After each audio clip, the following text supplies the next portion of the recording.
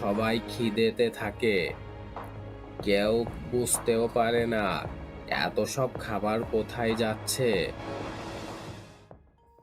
বরাবরের মতো আজকেও ডাইনির ভাই ফ্যাকসা এবং ঢ্যামনা তাদেরকে পাঠিয়েছে খাবার চুরি করে এনে দেবার জন্য।